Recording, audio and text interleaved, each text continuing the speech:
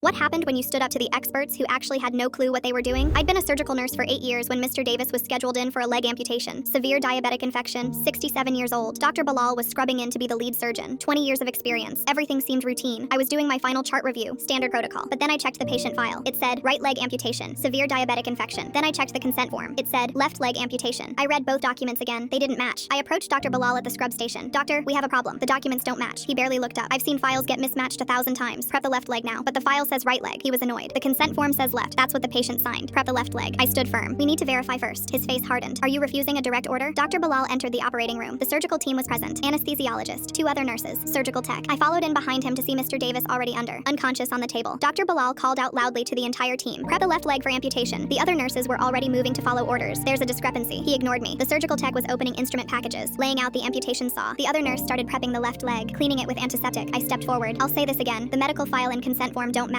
Dr. Bilal stopped washing, turned to me. His voice was loud. You're a nurse, not a doctor. Do your job or leave my operating room. The anesthesiologist called out. Blood pressure stable. Patient's ready for incision. The surgical tech was handing sterile towels to the other nurse. She was draping the left leg, creating the surgical field. I was holding up both documents. Look at these. File says right. Consent says left. They can't both be correct. Dr. Bilal was putting on his surgical gloves. The patient signed the consent form for the left leg. That's legally binding. The other nurse was using a surgical marker. The anesthesiologist spoke up. Patient has been under for 12 minutes. We should proceed. The surgical tech was placing the amputation saw within Dr. Bilal's reach. All instruments ready. My voice was getting desperate. Doctor, please, just verify first. Dr. Bilal was reaching for the scalpel. Hand me the instrument. We're proceeding. I didn't hand it to him. He picked it up himself from the tray. I moved, stood between Dr. Bilal and the patient's leg. I'm not letting you cut until we verify. He was holding the scalpel, ready to make the incision. You're done here. You're fired. Get out of my operating room now. The surgical tech looked at me. You need to move. Doctor's ready to cut. The other nurses were looking at each other nervously. The surgical field was prepped. Everything was ready. Dr. Bilal's voice was hard. Last chance. Step aside or security will remove you. I wasn't moving. Fire me if you want, but I'm calling the patient's primary doctor first. I was pulling out my phone from my pocket. Dr. Bilal, we don't have time for this. The patient's under. But I was already dialing the patient's primary doctor, putting the phone on speaker on the instrument tray. Dr. Bilal was positioned with the scalpel. I'm counting to 10. Then I'm cutting whether you move or not. The phone was ringing. 1, 2, 3. The doctor answered. Hello? I started talking fast. This is OR nurse. We need immediate verification on Mr. Davis's amputation. Which leg? The doctor's voice came through the speaker. Right leg amputation. The infection is in the right leg. Why are you asking? The consent form says left leg. What? The left leg is completely healthy. Who wrote left? The entire OR went silent. Everyone was staring at the consent form. Dr. Bilal's face was going from angry to pale. The doctor was still on speaker. The right leg has the infection. If you amputate the healthy leg, the infection will spread and cull him within days. Dr. Bilal was staring at both legs, then at me, then at the surgical marker line on the wrong leg. His hands were shaking. He put down the scalpel. I almost cut the wrong leg. The anesthesiologist spoke. We need to re-prep for right leg amputation. The other nurses were already moving. Dr. Bilal turned to me. His voice was quiet. You just saved this patient's life, and you saved my career. This is why we have protocols, doctor. He was nodding, unable to speak. The surgery proceeded on the correct leg, the right leg. Mr. Davis's life was saved. Investigation found the medical records clerk made a typo. She was fired. Dr. Bilal publicly apologized in staff meeting.